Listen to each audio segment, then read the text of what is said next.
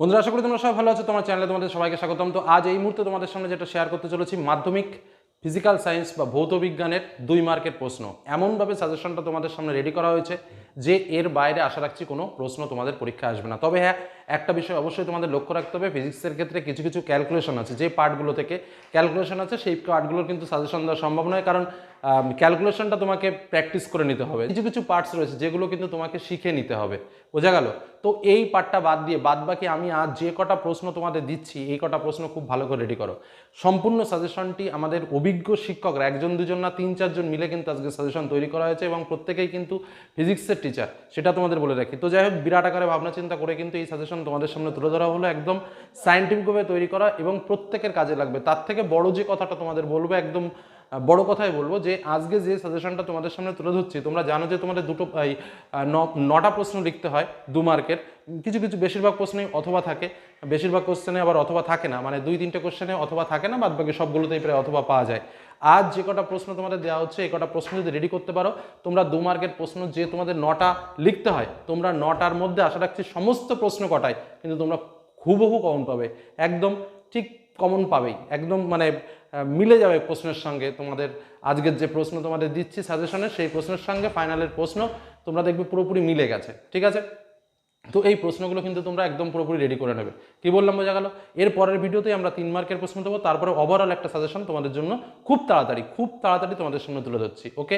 আর যে প্রশ্নগুলো তোমাদের দিয়েছি, দেখো, ফিজিক্সের সাজেশন মূলত, সত্যি কথা বলতে ফিজিক্সের সাজেশন করাটা যথেষ্ট টাফ, খুব সহজ ব্যাপার নয়, কারণ কোশ্চেন রিপিটেশন হয়, বারবার একই ধরনের কোশ্চেন হয়, কোশ্চেনের মডেলও কিন্তু এক।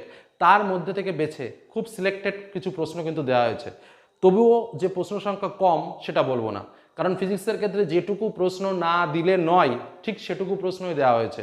এবার তবুও তোমরা বলবে যে স্যার, একটা চ্যাপ্টার থেকে কেন আপনি 10টা প্রশ্ন দিলেন, আপনি তো 3টে দিতে পারতেন। সেটা আমার দ্বারা সম্ভব নয়, বা আমাদের দ্বারা সম্ভব নয়। কেন বলছি? কারণ কিছু কিছু জায়গা রয়েছে যে প্রশ্নগুলো তোমাকে পড়তেই হয়, এগুলো বেসিক কোশ্চেন বা এগুলোকে বেস কোশ্চেন বলা হয়। তো সেই কোশ্চেন তোমাকে পড়তেই হবে, এবং যে প্রশ্নগুলো থেকে প্রশ্ন আসবে সেটা তো তোমাকে পড়তে হবে। আমরা তো গ্যারান্টিতে বলতে পারি না যে এই একটা কোশ্চেন পড়ো, একটা কোশ্চেনই আসবে। সেটা কিছু কিছু ক্ষেত্রে বলা সম্ভব, সকল ক্ষেত্রে বলা সম্ভব না। তো ফিজিক্সের ক্ষেত্রে কিন্তু এটা বলা কখনো সম্ভব না যে এই একটা প্রশ্ন পড়ো, একটাই আসবে। তো যে কারণে আমাদের 3-4টে কোশ্চেন হয়তো বেশি দিতে হচ্ছে কোনো কোনো ক্ষেত্রে, কিন্তু কোনো প্রশ্ন মিস না করে প্রত্যেকটা প্রশ্ন যদি তুমি রেডি করে ফেলতে পারো, প্রত্যেকটা প্রশ্ন যদি ফাইনালের জন্য প্র্যাকটিস করতে পারো, গ্যারান্টিতে বলতে পারি যে 2 মার্কের কোশ্চেন নিয়ে তোমাদের আর কোনো সমস্যা থাকবে না।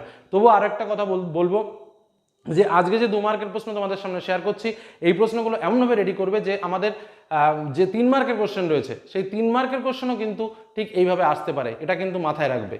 কি বললাম বোঝা গেল? কারণ 2+1 এভাবে কিন্তু 3 মার্কের প্রশ্ন আসে, যেটা কিন্তু আমাদের 12টা লিখতে হয়। তো এটা কিন্তু একটা ভাইটাল মার্কস, মনে থাকবে তো? তো চলো আমরা এবার প্রশ্নগুলো দেখে নিই, এবং অবশ্যই তার আগে কথা রাখতে হবে যে এই প্রশ্নগুলো তোমরা রেডি করবে ফাইনালে। আর যারা একটু দুর্বল তাদের জন্য এই প্রশ্নগুলো তো মাস্ট, মানে পড়তেই হবে। এইগুলো যদি ভালো করে যাও, তাহলে এই 18তে তুমি যদি 18 পাও, আর বাদ বাকি ঠিক এমনি ম্যানেজ হয়ে যাবে, সব সেটিং হয়ে যাবে। কি বললাম বোঝা গেল? আর যারা ভালো আছো তাদেরও বলবো, প্রশ্নগুলো যদি কোনো কিছু না জানা থাকে অবশ্যই জেনে পরীক্ষার হলে যাও। চলো প্রশ্নগুলো দেখে নিই। বন্ধুরা, তাহলে পরপর প্রশ্নগুলো একটু তোমাদের সামনে শেয়ার করে নিই। প্রথমেই যেটা বলবো, আমরা চ্যাপ্টার ভিত্তিক বলছি তোমাদের বোঝার সুবিধার্থে। তার সঙ্গে কথা হচ্ছে যে অনেকেই তোমরা প্রশ্ন খুঁজে পাও না যে স্যার কোথা দিয়ে প্রশ্ন দিলেন, যে কারণে কিন্তু চ্যাপ্টার ভিত্তিক দেওয়াটা তোমাদের কাছে বেটার, যে কারণে চ্যাপ্টার ভিত্তিক তুলে ধরা। তো প্রথম আমরা যেটা বলবো সেটা হচ্ছে পরিবেশের জন্য ভাবনা। এই চ্যাপ্টার থেকে যে প্রশ্নগুলো সব থেকে ইম্পর্টেন্ট, সেই প্রশ্নগুলো দেখে নাও। প্রথম প্রশ্ন, স্থিতিশীল উন্নয়ন কাকে বলে? আদর্শ জ্বালানির বৈশিষ্ট্যগুলি উল্লেখ করো। মিথেন হাইড্রেট কি? স্থিতিশীল উন্নয়নের মূল উদ্দেশ্যগুলি ব্যাখ্যা করো। অতিবেগুনি রশ্মি কীভাবে ওজোন গ্যাসের ক্ষতি করে? গ্লোবাল ওয়ার্মিং কি? গ্লোবাল ওয়ার্মিংয়ের প্রভাব আলোচনা করো। গ্রিনহাউস প্রভাব বলতে কী বোঝো? সিএফসি কীভাবে ওজোন স্তরের ক্ষতি করে? পরিবেশে ওজোন স্তরের ভূমিকা কী? জীবাশ্ম জ্বালানি বলতে কী বোঝো? বায়োফুয়েল বলতে কী বোঝো? এই কটা প্রশ্ন কিন্তু তোমরা পরিবেশের জন্য ভাবনা এই চ্যাপ্টার থেকে রেডি করবে, ঠিক আছে? পরের আমরা চ্যাপ্টার চলে আসি গ্যাসের আচরণ। দেখো, আয়তনের অনুপাত নির্ণয়ের অঙ্ক, গ্যাসের অন্তিম উষ্ণতা নির্ণয়ের অঙ্ক, আয়তন প্রসারণ গুণাঙ্ক নির্ণয়ের অঙ্ক, তারপরে তোমার গ্যাসের আয়তন নির্ণয় বিষয়ক যে অঙ্কগুলো আছে এগুলো প্র্যাকটিস করতে হবে। এটা হলো মূল কথা, কারণ এখান থেকে কিন্তু অঙ্ক একটা আসবেই। কিন্তু যেটা মজার ব্যাপার, এই অঙ্কের অথবাতে, আবারও বলছি, একটা অঙ্ক দিল, অঙ্কের অথবাতে আর একটা প্রশ্ন থাকে। যারা অঙ্ক নিয়ে ভয় পাও তাদের বলে রাখি যে অতটা টেনশন নেওয়ার কিছু নেই। অঙ্কের অথবাতে যে প্রশ্ন কটা দিচ্ছি সে প্রশ্ন কটা একটু ভালো করে করো। কী কী প্রশ্ন? চার্লসের সূত্রটি বিবৃতি করো। বয়েলের সূত্রটি বিবৃতি করো। প্রমাণ চাপ কাকে বলে? অ্যাভোগাড্রো সূত্র কি? শীতকাল অপেক্ষা বর্ষাকালে বায়ু শুষ্ক হয় কেন? উষ্ণতার পরম স্কেল এবং পরম শূন্য উষ্ণতা বলতে কী বোঝো? সার্বজনীন গ্যাস ধ্রুবকের মাত্রা নির্ণয় করো। এই যে প্রশ্ন কটা বললাম, এই প্রশ্ন কটা কিন্তু আমাদের গ্যাসের আয়তন চ্যাপ্টার থেকে রেডি করবে, তার সঙ্গে যদি অঙ্কগুলো প্র্যাকটিস করতে পারো তো ভালো। নেক্সট আমরা চলে আসবো আলো চ্যাপ্টার থেকে। উত্তল দর্পণ ও অবতল দর্পণ বলতে কি বোঝো? প্রতিসরাঙ্ক নির্ণয়ের অঙ্ক প্র্যাকটিস করতে হবে। গোলীয় দর্পণের মুখ্য প্রকাশ কাকে বলে? কোনো মাধ্যমের পরম প্রতিসরাঙ্ক কাকে বলে? মাধ্যমের আপাত প্রতিসরাঙ্ক কি? তোমার একটা গোলীয় দর্পণের রৈখিক উন্মেষ ও কৌণিক উন্মেষ কাকে বলে? উপাক্ষীয় রশ্মি ও প্রান্তীয় রশ্মি কাকে বলে? উত্তল এবং অবতল দর্পণের ব্যবহার কি? উত্তল লেন্সের আলোক কেন্দ্র বলতে কি বোঝো? লেন্সের ফোকাস দৈর্ঘ্য কোন কোন বিষয়ের উপর নির্ভরশীল? দীর্ঘদৃষ্টির কারণ ও তার প্রতিকার আলোচনা করো। প্রিজমের প্রতিসরাঙ্ক আলোর বর্ণের উপর কিভাবে নির্ভরশীল? দিনের বেলায় আকাশ নীল দেখায় কেন? এই কটা প্রশ্ন তোমাকে আলো থেকে রেডি রাখতে হবে। যে কটা প্রশ্ন বলছি মনে হচ্ছে হয়তো বা অনেক কটা প্রশ্ন, কিন্তু ফিজিক্সে এর থেকে কম বলা সম্ভব নয়। নেক্সট চলো তড়িৎ থেকে। তড়িৎচালক বল ও বিভব প্রভেদের পার্থক্য লেখো। ওহমের সূত্রটি বিবৃতি করো। আপেক্ষিক রোধ বা রোধাঙ্ক কাকে বলে?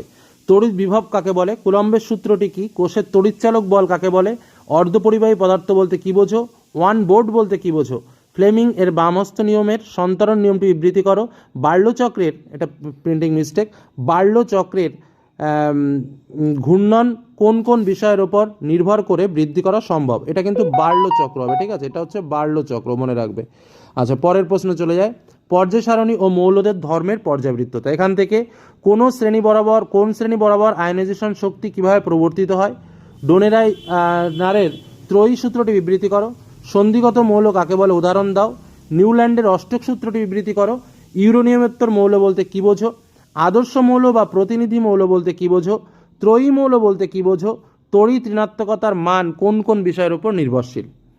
এবার আয়নীয় ও সমযোজী বন্ধন থেকে। সোডিয়াম ক্লোরাইড এর ক্ষেত্রে আণবিক ভরের পরিবর্তে সংকেত ভর কথাটি প্রযোজ্য হয় কেন? CaH2 Na2O Mgcl2 অণুগুলির ইলেকট্রন ডট গঠন দেখাও। তড়িৎযোজ্যতা বলতে কি বোঝো? আয়নীয় বন্ধন ও তড়িৎযোজী বন্ধন গঠনের ক্ষেত্রে বিজ্ঞানী কোসেল এর সম্ভাবনাগুলি ব্যক্ত করো। আয়নীয় যৌগ সৃষ্টি আর শর্ত কি? সমযোজ্যতা বলতে কি বোঝো? আয়নীয় যৌগ সৃষ্টির শর্ত কি? ঠিক আছে, এটা হলো একটা প্রশ্ন। আর একটা প্রশ্ন হচ্ছে সমযোজ্যতা বলতে কি বোঝো? লুইস এর মতবাদ অনুযায়ী সমযোজী বন্ধন কিভাবে গঠিত হয়? পরে কোশ্চেন সমযোজী যৌগ সৃষ্টি হওয়ার শর্তগুলো কি কি? পরে কোশ্চেন H2O CO2 NH3 অণুগুলির আর লুইস ডট অঙ্কন করো। পরবর্তী চ্যাপ্টার আমাদের তড়িৎ প্রবাহ ও রাসায়নিক বিক্রিয়া। এখান থেকে যে প্রশ্নগুলো রয়েছে, তড়িৎ বিশ্লেষ্য বলতে কি বোঝো? তড়িৎ লেপন বলতে কি বোঝো? গাঢ় সালফিউরিক অ্যাসিডের চেয়ে লঘু সালফিউরিক অ্যাসিড বেশি পরিমাণে তড়িৎ পরিবহন করে কেন? পিটি তড়িৎদ্বার ব্যবহার করে CuSO4 এর তড়িৎ দ্রবণের তড়িৎ বিশ্লেষণে অ্যানোড অক্সিজেন গ্যাস উৎপন্ন হয় কেন? এবার আমরা চলে আসবো পরবর্তী চ্যাপ্টার পরীক্ষাগার ও রাসায়নিক শিল্পে অজৈব রসায়ন। এখান থেকে যে প্রশ্নগুলো রেডি করবে। হেবার পদ্ধতিতে অ্যামোনিয়া প্রস্তুতির নীতিটি লেখো। পরীক্ষাগারে প্রস্তুত অ্যামোনিয়া গ্যাসকে শুষ্ক করতে গাঢ় সালফিউরিক অ্যাসিড P2O5 ও অনার্দ্র CaCl2 ব্যবহার করা যায় না কেন? পরীক্ষাগারে অ্যামোনিয়াম প্রস্তুতি নীতিটি লেখো। অ্যামোনিয়া গ্যাসের বিজারণ ধর্মের উদাহরণ দাও। স্মেলিং সল্ট থেকে কিভাবে অ্যামোনিয়া প্রস্তুত করা হয়? লাইকার অ্যামোনিয়া ও তরল অ্যামোনিয়ার পার্থক্যে কি? হলুদ বর্ণের ফ্লোরিক্লোরাইডের মধ্য দিয়ে অ্যামোনিয়া চালনা করলে কি হবে? প্রশ্নটা হচ্ছে লাইকার অ্যামোনিয়া ও তরল অ্যামোনিয়ার পার্থক্য কি? ঠিক আছে, এই পর্যন্ত একটা প্রশ্ন। পরেরটা হচ্ছে হলুদ বর্ণের ফ্লোরিক্লোরাইডের মধ্য দিয়ে অ্যামোনিয়া চালনা করলে কি ঘটবে? ব্যাস। পরের কোশ্চেন নেসলার বিকারকের সাহায্যে কিভাবে অ্যামোনিয়া গ্যাস শনাক্ত করবে? পরবর্তী প্রশ্ন অ্যামোনিয়া থেকে কিভাবে ইউরিয়া শিল্প উৎপাদন করা হয়? পরের কোশ্চেন অ্যামোনিয়া গ্যাসে হাইড্রোজেন আছে কিভাবে বোঝা যায়? পরবর্তী কোশ্চেন পরীক্ষাগারে H2S গ্যাস প্রস্তুতির নীতিটি লেখো। পরের কোশ্চেন পরীক্ষাগারে প্রস্তুত H2S গ্যাসকে কিভাবে বিশুদ্ধকরণ করা যায়? পরের কোশ্চেন নাইট্রোলিম কি ইহা কিভাবে প্রস্তুত হয়? পরের কোশ্চেন পরীক্ষাগারে কিভাবে নাইট্রোজেন গ্যাস প্রস্তুত হয়? এবার আসবো পরবর্তী চ্যাপ্টার ধাতুবিদ্যা। লোহায় মোর্চা ধরার বিক্রিয়াগুলো কি কি? এক টুকরো জিনকে কপার সালফেট দ্রবণে যোগ করলে কি ঘটবে? তড়িৎ রাসায়নিক শ্রেণী বলতে কি বোঝো? গ্যালভানাইজেশন বলতে কি বোঝো? থার্মিট পদ্ধতি নীতিটি বিক্রিয়া সহ উল্লেখ করো। জিঙ্ক অক্সাইড থেকে কিভাবে জিঙ্ক ধাতু প্রস্তুত করা যায়? এবং জৈব রসায়ন আমাদের লাস্ট, যেখান থেকে আমাদের 2 মার্কের প্রশ্ন আসবে। সমগণীয় শ্রেণী ও সমগণ বলতে কি বোঝো? সম্পৃক্ত অসম্পৃক্ত যৌগ বলতে কি বোঝো? ক্যাটিনেশন ধর্ম বলতে কি বোঝো? কার্যকারী গ্রুপ বলতে কি বোঝো? সমবায়তা বলতে কি বোঝো? ডিনেচার্ড স্পিড কি? ইথিলিনের সাথে ব্রোমিনের বিক্রিয়া উল্লেখ করো। ইথিলিন থেকে কিভাবে পলিথিন প্রস্তুত করা হয়? তো এই হলো আমাদের চ্যাপ্টার ভিত্তিক প্রশ্ন, যেখান থেকে কিন্তু আমাদের 2 মার্কের প্রশ্ন আসবে, সেই চ্যাপ্টারগুলোর প্রশ্নই শুধুমাত্র তুলে ধরা হয়েছে। কারণ অনেক চ্যাপ্টার আছে যেখান থেকে কিন্তু আমাদের 2 মার্কের প্রশ্ন আসবে না, সেগুলো কিন্তু এখানে তুলে ধরা হয়নি। তো যাই হোক, আজ যে প্রশ্ন কটা তোমাদের সামনে তুলে ধরলাম, এই প্রশ্ন কটা ফুলফিলভাবে রেডি করে ফেলো। তোমাদের যার যে বই থাকুক না কেন, প্রত্যেক বই আশা করি সম্পূর্ণ প্রশ্নের উত্তর পেয়ে যাবে। যদি কোনো প্রশ্নের উত্তর না পাও, কমেন্ট করবে, চেষ্টা করবো কমেন্টে তুলে ধরার, বা অন্যভাবে ইমেলও করতে পারো। যদি সেরকম হয় আমি তোমাদের বলে দেবো কোথায় কীভাবে এই উত্তরটা পাবে। তো এই বলে আজকের আলোচনা শেষ করলাম। পরবর্তী ভিডিওর অপেক্ষায় থাকো, সেখানে একটা 3 মার্কের সেট দেবো। এই 2 মার্কের সেট এবং 3 মার্কের সেট এক করে যদি কেউ রেডি করে পরীক্ষা হলে যেতে পারো, তার জন্য একদম বাজিমাত হবে পরীক্ষা, এটুকু বলে রাখতে হবে। শর্টের জন্য কিছুদিন আগে একটা 200 সেট দিয়েছিলাম, সেই সেটটা ভালো করে রেডি করে রাখবে। আরও একটা সেট চেষ্টা করছি তৈরি করার, যদি তৈরি করতে পারি দিয়ে দেবো। এই বলে আজকের আলোচনা শেষ করলাম। ভালো থেকো, সুস্থ থেকো, সাবধানে থেকো, ধন্যবাদ।